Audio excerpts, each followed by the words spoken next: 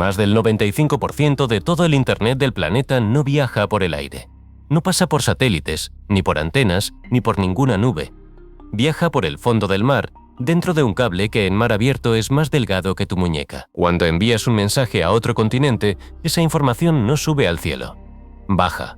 Recorre miles de kilómetros de oscuridad total, a varios kilómetros bajo la superficie del océano, deslizándose sobre llanuras de barro donde nunca ha llegado la luz del sol. Y todo el peso del mundo digital, los bancos, las bolsas, los ejércitos, esta misma transmisión que estás viendo ahora, se sostiene sobre un puñado de hilos de vidrio tendidos en el lecho marino. Estamos acostumbrados a pensar que Internet es algo etéreo. La palabra misma lo sugiere, la nube. Algo que flota, que está en todas partes y en ninguna, que vive en el aire. Pero la verdad es mucho menos mágica y mucho más frágil. La nube tiene un suelo, y ese suelo es el fondo del océano. Hoy van a ver cómo un solo barco tiende un cable de más de 6.000 kilómetros a través de un océano entero, que ocurre exactamente en el instante en que uno de esos cables se rompe, y por qué el ancla de un solo barco puede dejar a un país completo desconectado del mundo. Y al final entenderán algo que casi nadie nota. Lo más inquietante de estos cables no es cuántos se rompen por accidente, sino quién ha empezado a cortarlos a propósito. Pero antes de bajar al fondo, conviene desarmar la idea equivocada que casi todos llevamos en la cabeza. Cuando pensamos en cómo cruza la información de un continente a otro, casi siempre miramos hacia arriba. Imaginamos satélites girando en silencio, rebotando señales de un punto a otro del planeta. Es una imagen bonita, y es casi completamente falsa. Los satélites existen, sí, y mueven datos, pero su parte del total es minúscula. Tienen un problema que ningún anuncio menciona: la distancia. Una señal que sube a un satélite y vuelve a bajar recorre decenas de miles de kilómetros de ida y vuelta, y eso introduce un retraso que para una llamada o una operación bancaria resulta intolerable. La luz es rápida, pero no es instantánea. Por eso el grueso del tráfico mundial nunca abandona la Tierra. Se queda abajo, pegado al planeta, viajando por el camino más corto posible. Y el camino más corto entre dos continentes casi siempre pasa por el fondo del mar. Aquí termina la versión cómoda de la historia y empieza la real. Debajo del oleaje, fuera de la vista de todos, opera una red física que sostiene el mundo conectado. No son miles de cables, son algo más de 500. 500 hilos tendidos sobre el suelo oceánico que llevan prácticamente toda la conversación humana. Y la mayoría de la gente que depende de ellos cada segundo no sabe siquiera que existen. Imagina que estás de pie en la cubierta de un barco en mitad del Atlántico. No hay tierra en ningún horizonte. El agua es de un azul casi negro porque debajo de ti hay 3, 4, 5 kilómetros de profundidad. Desde la popa, una rueda enorme va soltando, metro a metro, un cable oscuro que se hunde en el agua y desaparece. Ese cable no parará de salir en semanas. El barco avanza despacio, a la velocidad de una persona caminando, y deja detrás de sí una línea invisible que unirá dos mundos. Vamos a entrar en ese cable, a verlo por dentro, y a descubrir por qué algo tan delgado puede cargar con tanto. Lo primero que sorprende es su tamaño. En las profundidades, lejos de la costa, un cable submarino intercontinental es apenas más grueso que una manguera de jardín. Cuesta creerlo. Por ese tubo oscuro pasa la mitad de las llamadas, los correos y los vídeos de un océano entero, y sin embargo cabe en tu mano. La razón es que allá abajo no hay casi nada que pueda dañarlo. No hay anclas, no hay redes de pesca, no hay nada salvo agua y silencio. Así que el cable puede ser fino. Cerca de la costa, donde el peligro es real, la historia cambia por completo. Pero a eso llegaremos. Ahora ábrelo. Quita la cubierta exterior y empieza a pelar las capas, como las de una cebolla. Por fuera, una funda de plástico resistente al agua. Debajo, un blindaje de alambres de acero retorcidos que le dan fuerza para no partirse cuando lo tienden o lo recogen. Más adentro, una capa de cobre. Ese cobre es importante y volveremos a él. Y en el mismísimo centro, protegidas como un tesoro, las verdaderas protagonistas. Unas hebras de vidrio más finas que un cabello humano. Eso es todo. El Internet del planeta no viaja por el cobre, viaja por el cristal. ¿Y cómo carga el cristal con tanta información? Con luz. Por dentro de cada fibra de vidrio se disparan destellos de luz que rebotan contra las paredes interiores sin escapar nunca, como una bola de billar que rebota eternamente por un pasillo y nunca se sale. Cada destello es un fragmento de información. Encendido, apagado, miles de millones de veces por segundo. Tu mensaje, tu foto, tu llamada, todo se convierte en parpadeos de luz que cruzan el océano en una fracción de segundo. Cuando ves un video que se grabó al otro lado del mundo, lo que ha llegado hasta tu pantalla es, literalmente, luz que viajó por el fondo del mar. Pero aparece un problema, y es de los que parecen pequeños hasta que entiendes su escala. La luz, por más rápida que sea, se va apagando con la distancia. Después de varias decenas de kilómetros de vidrio, esos destellos se vuelven tan débiles que ya no se distinguen. Y un océano no tiene decenas de kilómetros, tiene miles. Si nada lo remediara, la señal moriría mucho antes de llegar al otro continente, perdida en la oscuridad a mitad de camino. La solución está repartida a lo largo de todo el cable y casi nadie sabe que está ahí. Cada 50 o 100 kilómetros, hundido en el lecho marino, hay un pequeño aparato del tamaño de un extintor. Es un repetidor. Su trabajo es atrapar la luz justo cuando empieza a desvanecerse y devolverle toda su fuerza, una y otra vez, miles de veces a lo ancho del océano. Sin esos repetidores, Internet entre continentes no existiría. Y aquí vuelve el cobre que dejamos atrás. Esos aparatos necesitan electricidad para funcionar, y nadie puede ir a cambiarles la batería a 4 kilómetros de profundidad. Así que la energía viaja por el propio cable en forma de una corriente de alto voltaje que se inyecta desde una estación en tierra y recorre todo el cobre de punta a punta. Un solo cable transatlántico puede llevar por dentro un voltaje capaz de matar a una persona en un instante, alimentando una hilera de pequeñas máquinas escondidas en el abismo. Por fuera, una manguera inofensiva, por dentro, un río de electricidad y un torrente de luz cruzando el planeta. Ahora la pregunta de verdad. ¿Cómo se pone semejante cosa en el fondo del mar? Aquí entra el barco cablero, una de las máquinas más extrañas y menos conocidas que existen. Por fuera parece un carguero más, por dentro es otra cosa. En su interior tiene unos depósitos circulares gigantescos, como piscinas vacías, y dentro de ellas, enrollado con una paciencia casi obsesiva, espera el cable. No unos metros, miles de kilómetros de cable, perfectamente apilados en espiral por trabajadores que durante semanas hacen poco más que vigilar que ni una sola vuelta se enrede. Un nudo, una vuelta cruzada, y todo se arruina en mitad del océano. El barco zarpa y comienza una de las travesías más lentas que se puedan imaginar. Avanza a paso de tortuga, soltando cable por la popa de forma continua, día y noche, durante semanas o meses. Y no basta con soltarlo. Hay que soltarlo a la velocidad exacta. Si el barco va demasiado rápido para la profundidad, el cable queda tenso, colgando como una cuerda floja entre dos picos del relieve submarino sin tocar el fondo. Cualquier movimiento del agua tirará de él hasta romperlo. Si va demasiado lento, sobra cable y se amontona en el fondo formando lazos donde no debe. Por eso el barco lleva sensores que miden a cada instante la profundidad del suelo marino y ajustan cuánto cable debe salir. Imagínalo, es como pintar una línea recta por el suelo de una casa entera mientras caminas, pero el suelo está a 4 kilómetros por debajo de ti, está completamente a oscuras y tiene montañas, valles y precipicios que no puedes ver. Y el fondo del mar no es la llanura tranquila que muchos imaginan.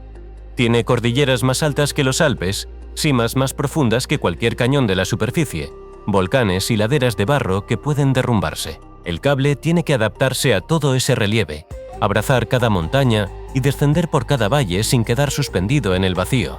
Los ingenieros que planean la ruta pasan años cartografiando el suelo oceánico antes de tender un solo metro, buscando el camino más seguro entre los obstáculos del abismo. Cerca de la costa, todo cambia. En aguas poco profundas, donde llegan los barcos pesqueros y las anclas, el cable ya no puede ir desnudo sobre la arena.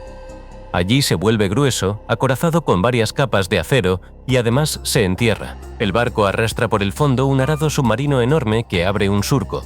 Mete el cable dentro y lo cubre, escondiéndolo bajo el lecho marino para que ninguna red ni ningún ancla lo enganche. Es un trabajo brutal, hecho a ciegas, tirando de toneladas de acero por un suelo que nadie puede ver. Y aún así, no siempre alcanza.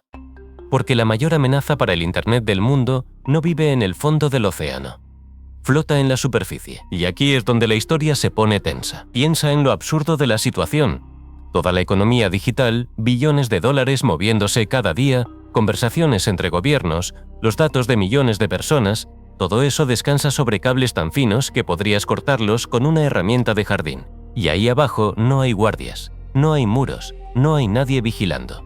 Los cables están solos, tendidos en la oscuridad, confiando en que nadie sepa exactamente dónde están y en que el océano sea demasiado grande para tropezar con ellos por casualidad. Pero los accidentes ocurren, y ocurren más de lo que crees. Cada año se registran más de 100 averías en cables submarinos por todo el planeta. Más de 100. Eso significa que, mientras ves este video, en algún punto del mundo es muy probable que un cable esté roto. La gran mayoría de esos cortes no los provoca un sabotaje ni una tormenta. Los provoca algo mucho más cotidiano, un ancla de barco que se arrastra por el fondo, o una red de pesca que rasca el lecho marino y engancha el cable que pasaba por debajo. El capitán muchas veces ni se entera, suelta el ancla en una bahía, la corriente la mueve unos metros y a varios metros de profundidad, sin un solo testigo, un hilo de vidrio que sostenía las comunicaciones de media región se parte en silencio. Entonces, ¿por qué no se cae Internet cada 2x3? Porque la red está pensada para sobrevivir a sus propias heridas. La información no viaja por un solo cable. Si uno se rompe, el tráfico salta automáticamente a otra ruta, a otro cable, a veces a uno que rodea medio planeta, y la mayoría de los usuarios no nota nada salvo, quizá, que algo va un poco más lento. Es un sistema con redundancia, capaz de sangrar sin morir. Y precisamente por eso casi nadie sabe lo frágil que es la base sobre la que vive, pero esa protección tiene una trampa, y es brutal. Solo funciona si hay muchos cables por donde repartir el tráfico. ¿Y qué pasa con un lugar que tiene pocos? O con uno que tiene uno solo. Ahí la red de seguridad desaparece.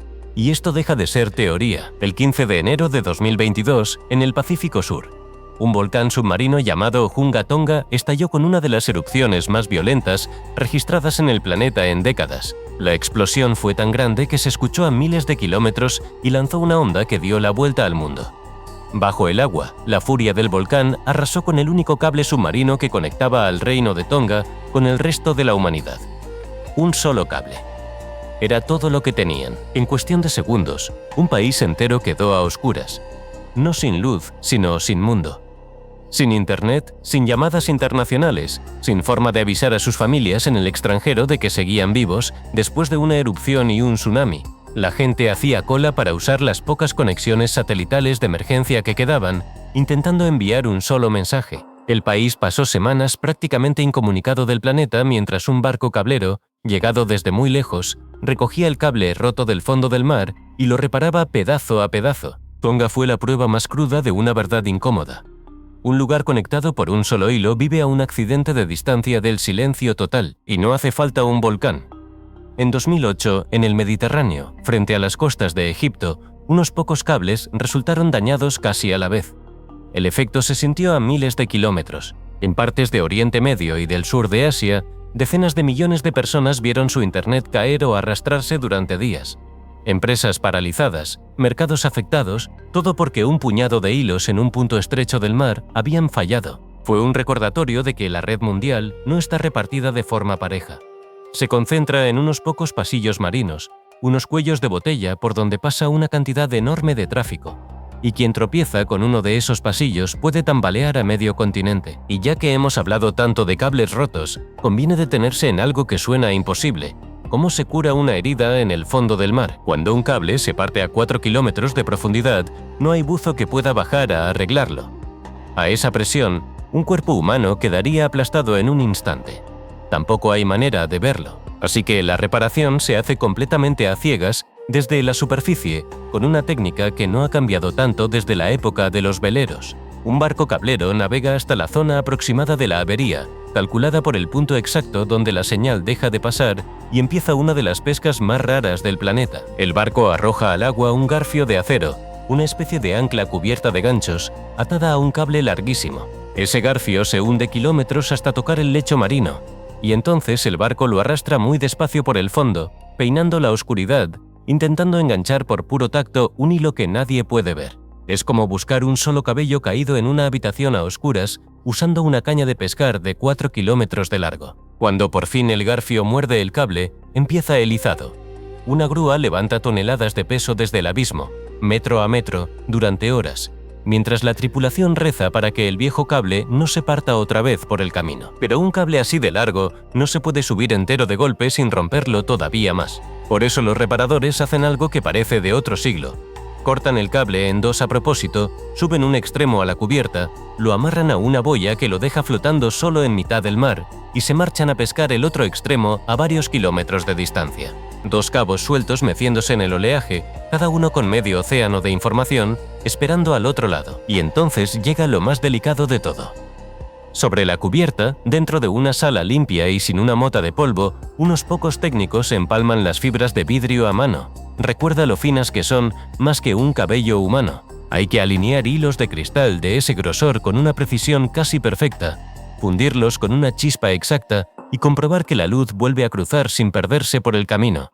Un solo error microscópico en ese empalme y la reparación falla y toca empezar de cero. Cuando el empalme está hecho y probado, el cable reparado vuelve a bajar al fondo, devuelto a la oscuridad de donde salió, para seguir cargando con el mundo.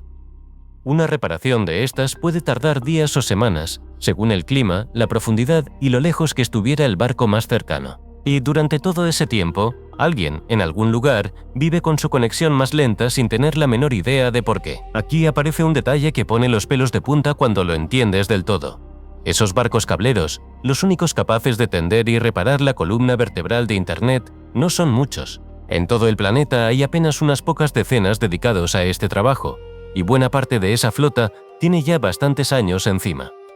Las personas en el mundo que de verdad saben empalmar un cable submarino a bordo, en alta mar y bajo presión, se cuentan también por unos pocos cientos. Toda la economía digital del planeta, billones de dólares en movimiento cada día, depende de un grupo reducido de barcos y de un puñado de manos expertas que casi nadie conoce. Cuando ocurre un desastre grande, esos pocos barcos tienen que repartirse entre averías que pueden estar a océanos de distancia unas de otras.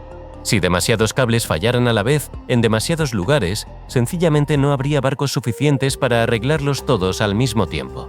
La red más avanzada de la humanidad descansa sobre una flota tan pequeña que cabría entera en un solo puerto. Y hay un punto débil más, uno puramente geográfico. Los cables del mundo no están repartidos de forma pareja por todos los mares.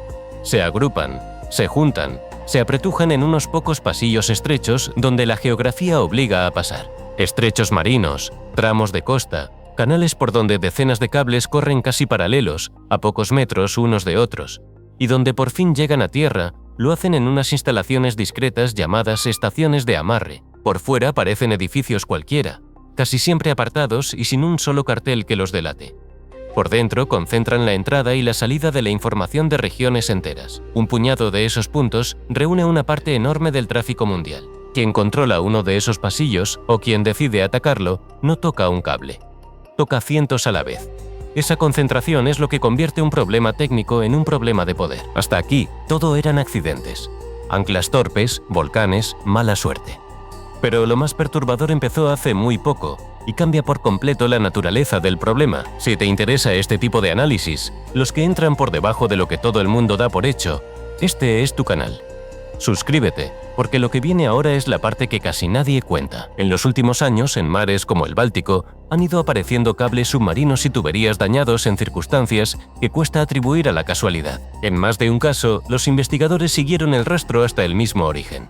Un barco que había arrastrado su ancla por el fondo durante kilómetros, justo por encima de la infraestructura, dejando un surco largo y recto en el lecho marino como una cuchillada. Un ancla puede soltarse por accidente, pero un ancla que se arrastra kilómetros sin que la tripulación parezca darse cuenta, justo sobre los cables más sensibles, levanta preguntas mucho más oscuras. Las investigaciones siguen abiertas y conviene ser prudente con las acusaciones, pero el cambio de mentalidad ya ocurrió. Durante más de un siglo, los cables submarinos vivieron protegidos por una sola cosa, el hecho de que casi nadie sabía que estaban ahí ni pensaba en ellos como un objetivo. Eran invisibles y la invisibilidad era su escudo. Ese escudo se rompió. Hoy se entiende que cortar los cables correctos podría aislar a un país, paralizar un ejército o detener un mercado financiero sin disparar un solo tiro. Lo que durante décadas fue un riesgo accidental se ha convertido en un punto débil estratégico, y el problema de defenderlo es casi imposible de resolver. No puedes poner un guardia cada 100 metros a lo largo de miles de kilómetros de océano. No puedes vigilar todo el fondo del mar a la vez. Estos cables son, al mismo tiempo, la columna vertebral del mundo moderno y su parte más expuesta. Ahora subamos un momento y miremos el cuadro completo, porque solo desde arriba se entiende lo que está realmente en juego. Piensa en todo lo que pasa por estos hilos cada segundo. No es solo tu serie favorita ni tus mensajes. Por estos cables viajan las órdenes de compra y venta de las bolsas del mundo, transacciones que mueven sumas tan grandes que cuesta escribir el número. Viajan las comunicaciones entre gobiernos, los datos de hospitales, los sistemas de los bancos, las señales que coordinan ejércitos enteros. La economía moderna no funciona con dinero en billetes, funciona con información que se mueve a la velocidad de la luz, y esa información, casi toda, pasa por el fondo del océano.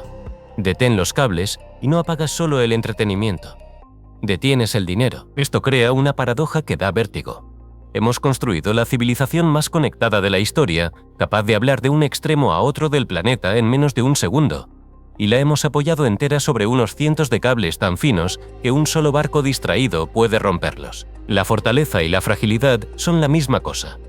Cuanto más conectados estamos, más dependemos de unos pocos hilos en la oscuridad, y casi nadie en la superficie levanta la vista del teléfono para pensar de dónde viene la señal que sostiene su vida entera. Para entender hasta qué punto esto es viejo y a la vez nuevo, vale la pena retroceder más de siglo y medio. En 1858, mucho antes del Internet, del teléfono o de cualquier pantalla, los ingenieros lograron por primera vez tender un cable a través del Atlántico para enviar mensajes de telégrafo entre Europa y América. Fue una hazaña que parecía imposible y el mundo lo celebró como un milagro. Los mensajes que antes tardaban semanas en cruzar el océano en barco ahora cruzaban en minutos. Y entonces, apenas unas semanas después, el cable murió. La señal se fue debilitando hasta apagarse, y aquel primer hilo entre dos continentes quedó en silencio para siempre, abandonado en el fondo del mar. Tuvieron que pasar años, y un barco que era el más grande del mundo en su época, para tender en 1866 un cable que de verdad aguantara.